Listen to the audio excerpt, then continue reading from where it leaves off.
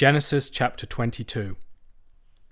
After these things, God tested Abraham and said to him, "Abraham." And he said, "Here I am." And he said, "Take your son, your only son Isaac, whom you love, and go to the land of Moriah, and offer him there as a burnt offering on one of the mountains of which I shall tell you." So Abraham rose early in the morning, saddled his donkey, and took 2 of his young men with him, and his son Isaac. And he cut the wood for the burnt offering, and rose and went to the place of which God had told him. On the 3rd day Abraham lifted up his eyes and saw the place from afar. Then Abraham said to his young men, "Stay here with the donkey. I and the boy will go over there and worship and come again to you." And Abraham took the wood of the burnt offering and laid it on Isaac his son. And he took in his hand the fire and the knife. So they went both of them together. And Isaac said to his father Abraham, "My father." And he said, "Here I am, my son." He said, "Behold the fire and the wood, but where is the lamb for a burnt offering?" Abraham said, "God will provide for himself the lamb for a burnt offering, my son." So they went both of them together. When they came to the place of which God had told him, Abraham built the altar there and laid the wood in order and bound Isaac his son and laid him on the altar, on top of the wood. Then Abraham reached out his hand and took the knife to slaughter his son. But the angel of the Lord called to him from heaven and said, "Abraham, Abraham." And he said, "Here I am." He said, "Do not lay your hand on the boy, nor do anything to him, for now I know that you fear God, seeing you have not withheld your son, your only son, from me." And Abraham lifted up his eyes and looked, and behold, behind him was a ram, caught in a thicket by his horns. And Abraham went and took the ram, and offered it up as a burnt offering instead of his son. So Abraham called the name of that place, "The Lord will provide." As it is said to this day, "On the mount of the Lord it shall be provided."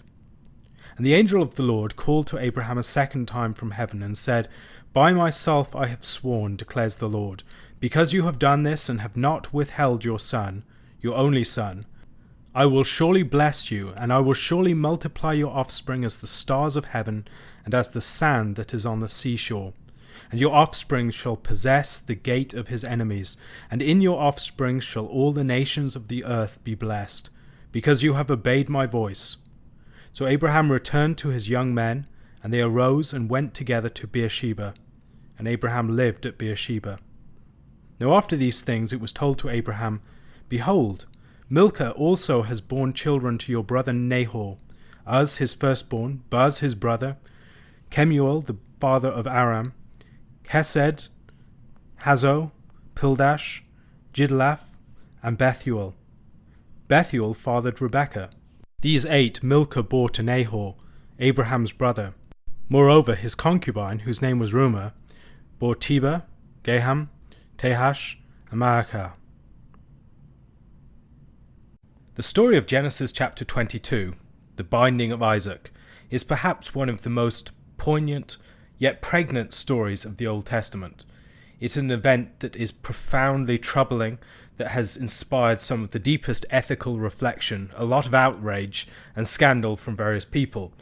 How can God ask Abraham to sacrifice his son? How can Abraham be praised for seemingly going through to the extent that he does with God's command? And these are questions that we might ponder as we go through this chapter. The chapter begins with the statement, "After these things God tested Abraham and said to him, 'Abraham.' And he said, 'Here I am.' He said, 'Take your son, your only son Isaac, whom you love, and go to the land of Moriah and offer him there as a burnt offering on one of the mountains of which I shall tell you.'" In chapter 12, when Abraham is first called, we read, "Now the Lord said to Abraham, 'Go from your country and your kindred and your father's house to the land that I will show you.'" The similarity should be immediately noticeable. God sends Abraham forth from the land of Ur of Chaldees to a land that he will show him, and he sends Abraham forth to a mountain that he will show him. In the first case, he's called to sacrifice his past, his connection with his father's house, his land, his kindred. And in the second case, he's asked to surrender his future, the son that all his hopes and legacy depends upon. God is testing Abraham in both of these cases. According to traditional Jewish numbering, the first account is the first test of 10 that Abraham receives, and the final account is the final of the 10 tests that Abraham receives. These are events that define Abraham's life, both the sacrifice of his past and the sacrifice of his future. We've already noted in chapter 21 that there are a great many similarities between the sending out of Ishmael and the seeming sacrifice of Isaac. One lad parallels the other. Their identities are entwined.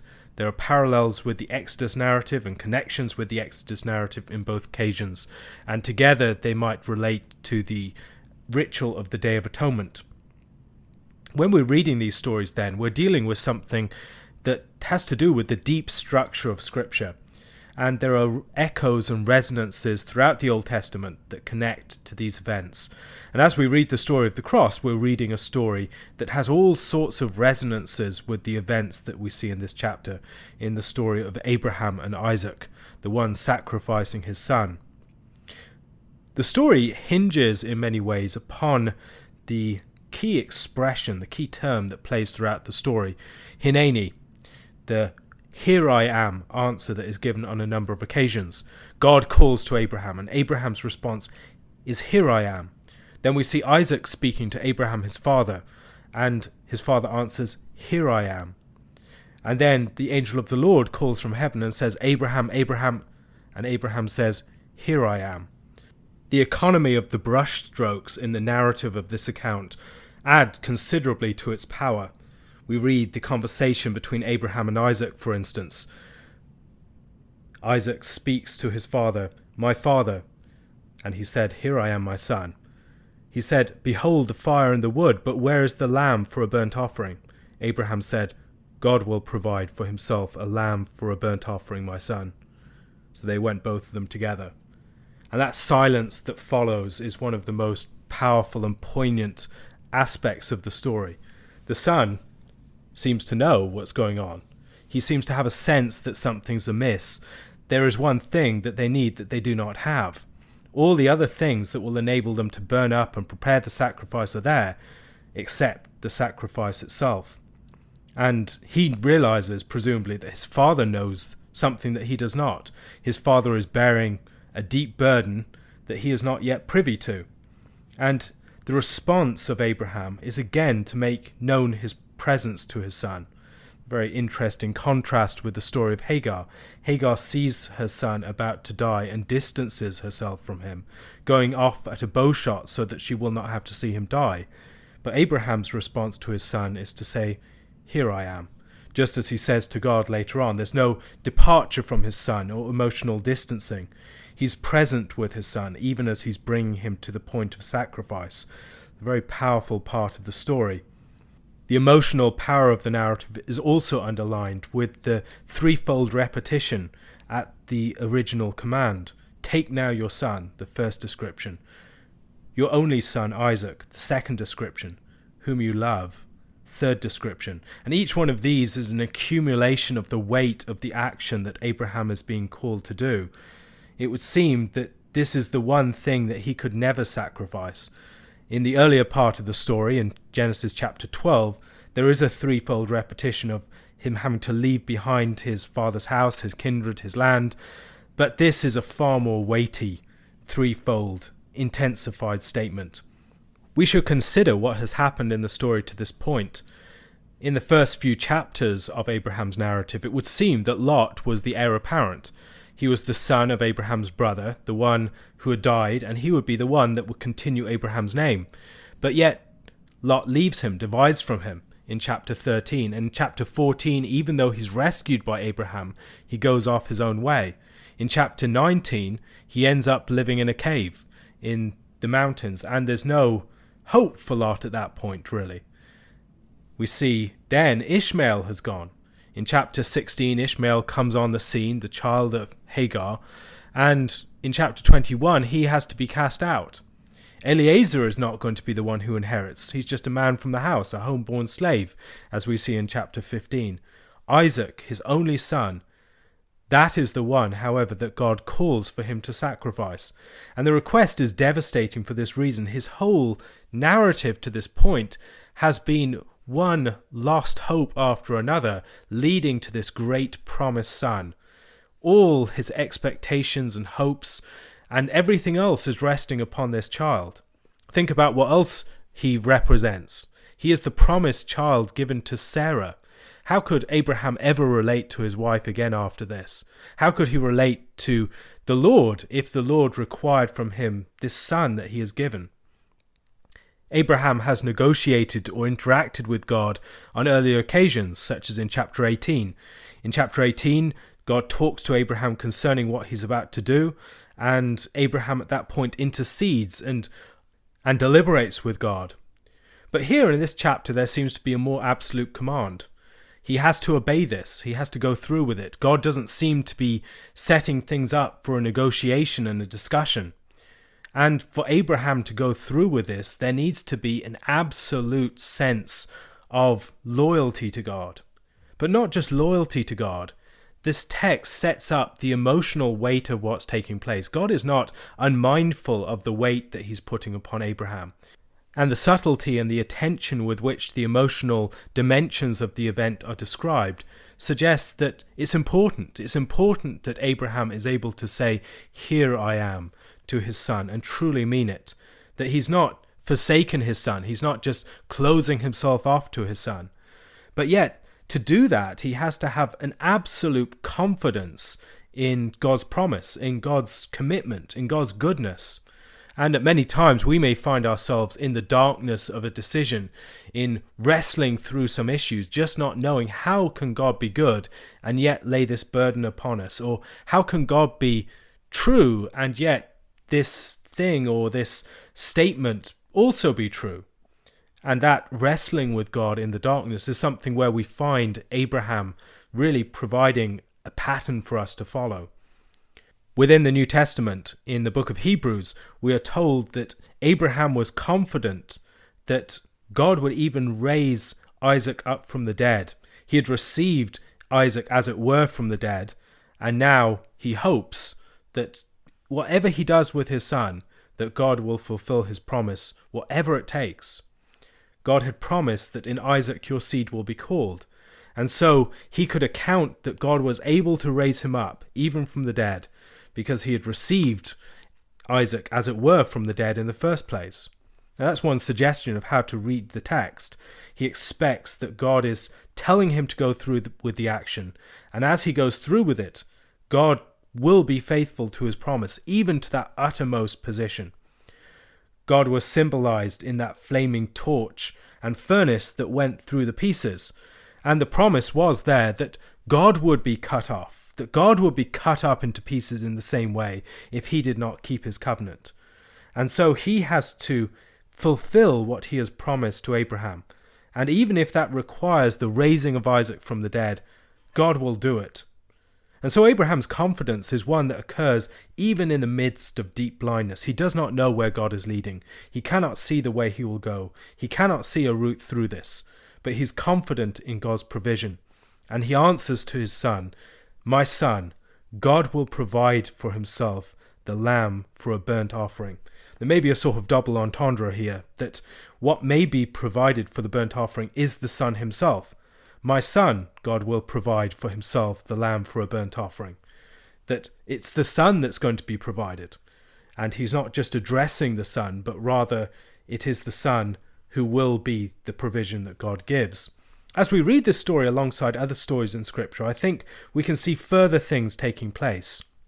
The story of the Shunammite woman, for instance, in 2 Kings chapter 4, involves a woman being given a child in her old age, according to the messenger of God that visits her, and there are so many linguistic and other parallels with the story of the promise of the birth of Isaac. But then the child dies. And the woman saddles her donkey, goes out early in the morning, sees the mountain afar off, lays the wood, the staff, upon the child, and then later on there is the prophet and the child being joined together as the prophet lies down on the child in a way that creates some connection between the two, and the woman receives her child back. She was given the child by promise, And when the child is lost, she insists that God give the child back. And that is something that I think will help us to read this chapter, to understand that there is a reason, a justice by which Abraham and Sarah could appeal for their child back, could appeal for Isaac to be restored to them, even if he were killed. At this point in the story, it's likely that Isaac is in his 30s. He's going along with it. He's not just someone who is being forced to do this. He's not going to be tied to that altar without his own will being involved.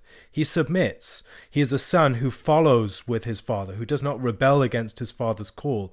And this is one of the powerful aspects of the story and helps us to understand what we see in the New Testament, the relationship between the Father and the Son in the death of Christ. Christ is the one who willingly accepts the will of his Father. He struggles with it, the cup that's given to him, yet declares, "Yet not my will, but yours be done." And that submission to the will of his Father, the loyalty, the trusting that God will raise him up, that God is faithful, even at the point of deepest darkness and death, when God seems to come as an enemy, that is the confidence that we see in the story of Abraham and Isaac, and the confidence that we see in the story of Jesus Christ. Abraham's confidence that God will provide is something that leads to the naming of the place later on, when God does in fact provide. A ram caught in the thicket by its horns. He goes and takes the ram, offers it as a burnt offering instead of his son.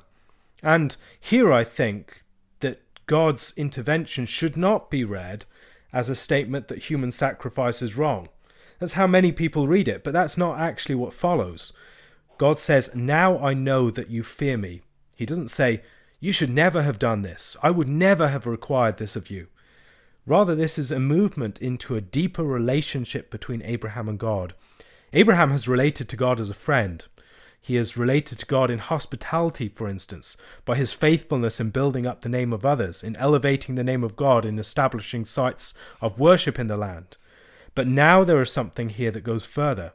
He enters into a greater fearing of God, an awe and a reverence of God, seen in his submission to God's will, even in the deepest darkness, even when he does not know where it will lead him.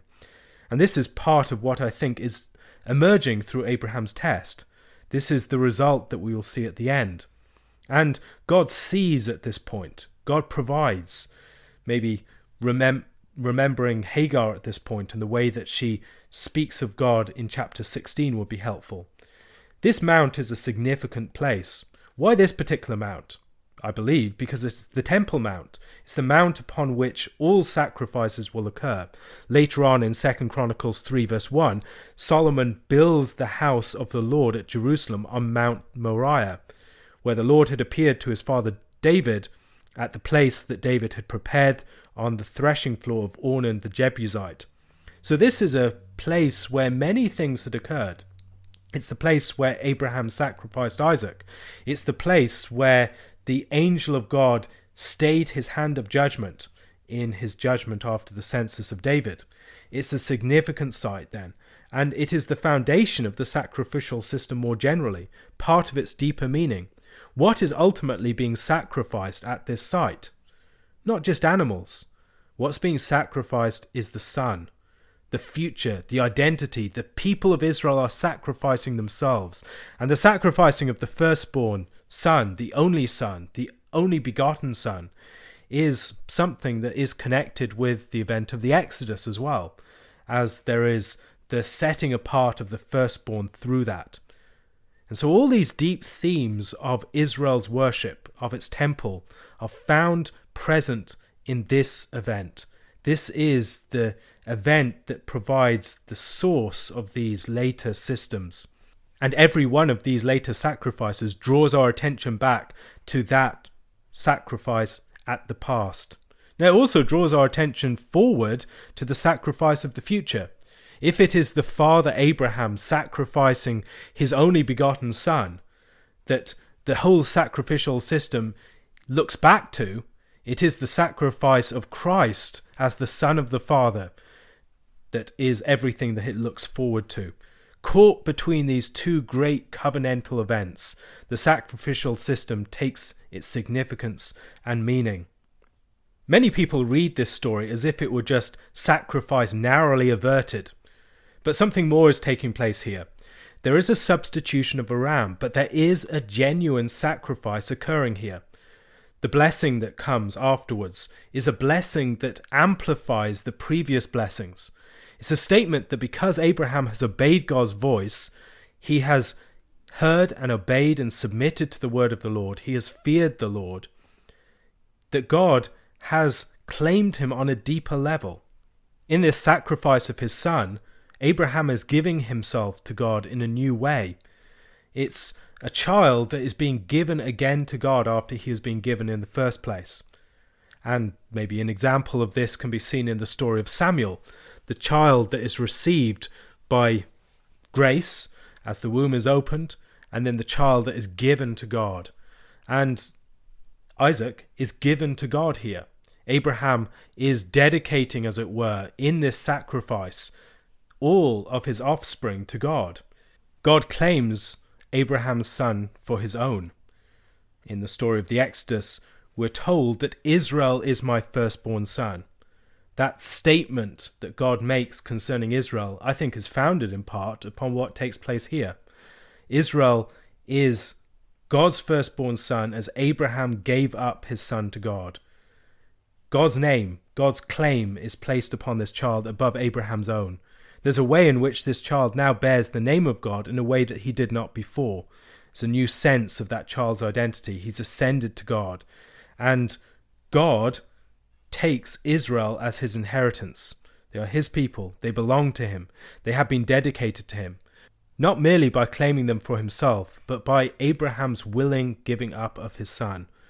This then is an absolutely foundational event for all that follows. And ultimately, all sacrifice is human sacrifice. We offer up ourselves in worship. We offer our bodies as a living sacrifice, singular, all together, bringing ourselves together in the body of Christ. And that is what Paul talks about in Romans chapter 12. It's founded upon the offering of Christ, and then it looks back to the offering of Isaac. These stories are all bound together in a deep logic of sacrifice that we should never forget, that sacrifice is always ultimately human sacrifice. We belong to God. We offer ourselves up to God, whether in symbols or whether in other ways. In baptism, for instance, our bodies are sacrificed to God. They're washed as the sacrifices were washed. Our members and our limbs and organs, like sacrifices cut up, they belong to God now. We are set apart as the temple of the Holy Spirit. As we descend from Mount Moriah with Abraham and his son, we should come away from it with a profound realization of what the fear of the Lord means, of what the logic of sacrifice points towards, and ultimately of what occurs in Christ. Something to meditate upon. This chapter ends with Abraham receiving the news of children being born to Nahor, his brother, by Milcah. Milcah was the daughter of the dead brother Haran, and also some children by the concubine, and 4 children by the concubine, 8 children by his wife. We can see this pattern elsewhere in Genesis, where the wife has twice as many children as the concubine. Altogether, this makes 12 children of Nahor. What are we to make of this? Abraham will one day have 12 tribes descending from him. Ishmael will be the father of 12 princes. What are we to make of the fact that Nahor receives 12 offspring a generation before Abraham's line does? John chapter 11, verses 1 to 44. Now a certain man was ill, Lazarus of Bethany, the village of Mary and her sister Martha. It was Mary who anointed the Lord with ointment and wiped his feet with her hair, whose brother Lazarus was ill. So the sisters sent to him, saying, Lord, he whom you love is ill. But when Jesus heard it, he said, This illness does not lead to death, for it is for the glory of God, so that the Son of Man may be glorified through it. Now Jesus loved Martha and her sister and Lazarus. So when he heard that Lazarus was ill, he stayed 2 days longer in the place where he was. Then after this he said to the disciples, Let us go to Judea again. The disciples said to him, "Rabbi, the Jews were just now seeking to stone you, and are you going there again?" Jesus answered, "Are there not 12 hours in the day? If anyone walks in the day, he does not stumble, because he sees the light of this world. But if anyone walks in the night, he stumbles, because the light is not in him."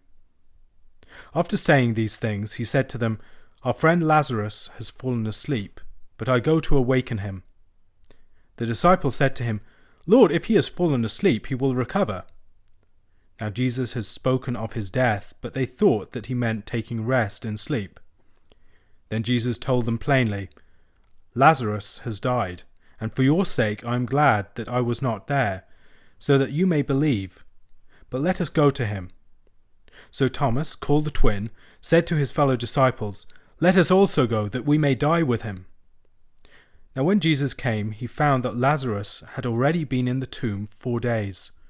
Bethany was near Jerusalem, about 2 miles off, and many of the Jews had come to Mary and Martha to console them concerning their brother. So when Martha heard that Jesus was coming, she went and met him, but Mary remained seated in the house. Martha said to Jesus, "Lord, if you had been here, my brother would not have died. But even now I know that whatever you ask from God, God will give you." Jesus said to her, "Your brother will rise again." Martha said to him, "I know that he will rise again in the resurrection on the last day." Jesus said to her, "I am the resurrection and the life. Whoever believes in me, though he die, yet shall he live, and everyone who lives and believes in me shall never die." "Do you believe this?" She said to him, "Yes, Lord. I believe that you are the Christ, the Son of God, who is coming into the world." When she had said this, she went and called her sister Mary, saying in private, "The teacher is here and is calling for you." And when she heard it, she rose quickly and went to him. Now Jesus had not yet come into the village, but was still in the place where Martha had met him. When the Jews who were with her in the house, consoling her, saw Mary rise quickly and go out, they followed her, supposing that she was going to the tomb to weep there. Now when Mary came to where Jesus was and saw him, she fell at his feet, saying to him, "Lord, if you had been here, my brother would not have died." When Jesus saw her weeping, and the Jews who had come with her also weeping, he was deeply moved in his spirit and greatly troubled. And he said, "Where have you laid him?" They said to him, "Lord, come and see." Jesus wept. So the Jews said, "See how he loved him." But some of them said, "Could not he who opened the eyes of the blind man also have kept this man from dying?" Then Jesus, deeply moved again, came to the tomb. It was a cave, and a stone lay against it. Jesus said, "Take away the stone." Martha, the sister of the dead man, said to him, "Lord, by this time there will be an odor, for he has been dead 4 days." Jesus said to her, "Did I not tell you that if you believed you would see the glory of God?" So they took away the stone. And Jesus lifted up his eyes and said, "Father, I thank you that you have heard me. I knew that you always hear me, but I said this on account of the people standing around, that they may believe that you sent me." When he had said these things, he cried out with a loud voice, "Lazarus, come out!" The man who had died came out, his hands and feet bound with linen strips, and his face wrapped with a cloth. Jesus said to them, "Unbind him and let him go." The raising of Lazarus in John chapter 11 is a pivotal event within John's Gospel. It completes the cycle of 7 signs that compose the book of signs, which is what the first half of John's Gospel has often been called. It's also an event that sets things in motion for the second half of the book of glory, that is concerned with Christ's death and resurrection. Putting those things together, it could be seen as the fulcrum upon which the book turns. Recognizing the importance of this chapter, I think, will help us to understand some of the themes that are at play within it. Some scholars have even speculated that Lazarus is the author of the Gospel. He is the disciple loved by Christ, the one who has this peculiar association with him. This is a position put forward by Richard Borkham, among others. As in the rest of the Gospel, it's important to consider the space that is given to particular elements within the story. In other signs of Christ, we see a lot of attention given to subsequent conversations. The miracle or the sign sets the scene for a conversation that follows, that reflects upon its deeper meaning and intent. Here we see a lot of attention given to the events preceding the sign, and it's worth paying attention to why they are in there in the first place. We begin by being introduced to the characters. Mary is introduced to us according to the action that she performs in the chapter that follows. This maybe suggests that John assumes a certain knowledge of the narrative and the tales that compose it beforehand. Presumably his readers are familiar with one of the synoptic gospels, or they have some acquaintance with the traditions and the stories associated with various witnesses without actually having heard them all strung together in a single narrative. Mary then is a known character already, and she is introduced to us as one who is related to Lazarus at this point. Another thing to notice is the attention given to orders of days. There is a first day that Jesus is told about the sickness of Lazarus, then there's a 2-day waiting period, then there's 4 days that he has been in the tomb. Is this suggesting a week pattern? It might be. And as we've seen in John chapter 1 and 2, John can be very attentive to sequences of days and what is revealed through them. Here Jesus speaks of being glorified through the raising of Lazarus. And that language has a lot of weight in John's Gospel more generally. It's language that is typically associated with Christ's own death and resurrection. In some way, the raising of Lazarus is entwined with Jesus' own resurrection that will happen in chapters that follow. Also worth noting that Jesus speaks of glorification in the context of his first sign, and now this is the final sign. Putting those together, I think, helps us to see something of what's taking place. Jesus also talks about night and light, the importance of walking in the light. Jesus is the one who walks in the light of God's will. He is, as he has described himself in a previous chapter, the light of the world. And death and sleep correspond with the situation of night. We sleep in the night, and death corresponds with the night. Christ is the one who brings the light to which we rise. As we often see within the Bible, literary structures and parallels can help us to understand deeper meanings. In John chapter 11, we can see the way that 2 encounters are paralleled with each other. Jesus first meets Martha, and then he meets with Mary. Both Mary and Martha present Jesus with a similar challenge.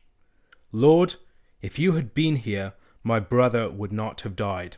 And the similarity invites us to reflect both upon the similarities between the 2 encounters and upon the differences. The difference that really stands out is what Martha says after that statement. But even now I know that whatever you ask from God, God will give you. The later encounter with Mary doesn't include that. And so there's a sort of contrast between the faith that Martha exhibits and the limited faith that Mary exhibits. In the Gospel of Luke, we have a far more negative portrayal of Martha as the one who's busied with the work of the house and fails to pay attention to the one who is visiting, Christ himself, whereas Mary is the one who sits at Christ's feet. Once again, here we see Mary associated with Christ's feet.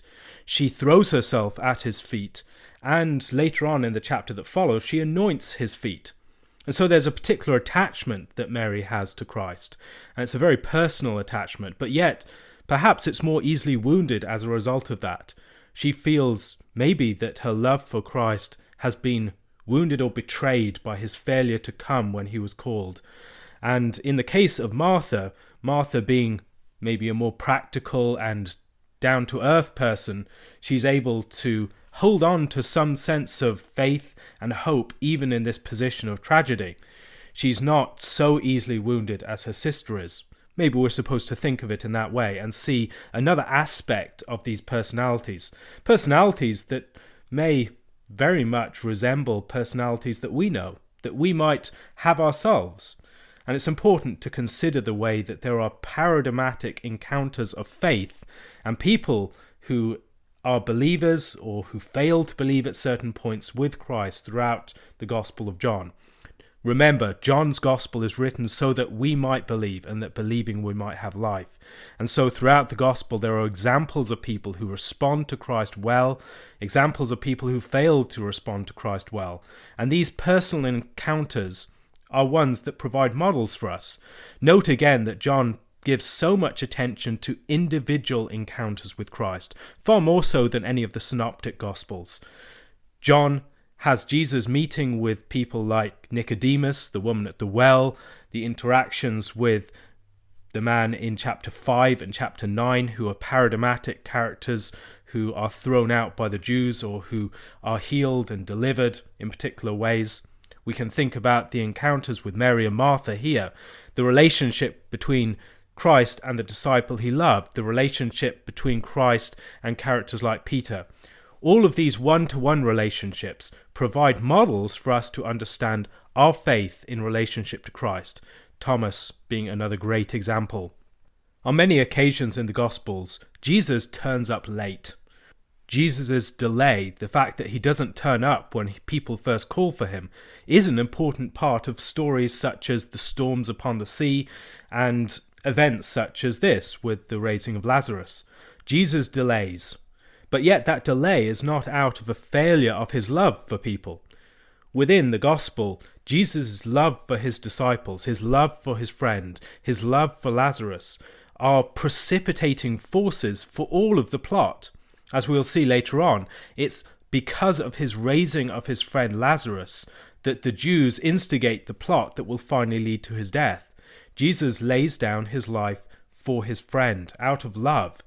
But yet that love is not one that leads to immediate response to every petition that's sent to him. Rather, that love can cause him to delay so that when he answers, the glory of God might be seen more clearly. How do we experience Christ's delay in response to our requests? That's one of the questions that I think that John wants us to ponder. Mary and Martha here then are characterized in juxtaposition and in relationship to each other. Mary comes surrounded by the Jews who are trying to bring comfort, but Jews who also fail to believe in Christ. Jesus is clearly moved deeply in his interaction with Mary.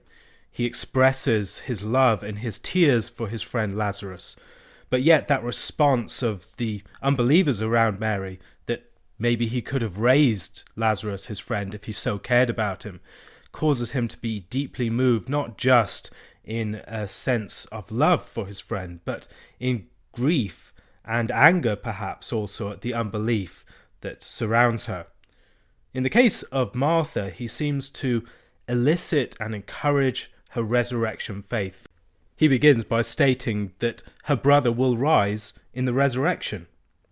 For Martha, this is a reference to the more general Christian and Jewish hope in the final resurrection of the dead, and she affirms it on that level.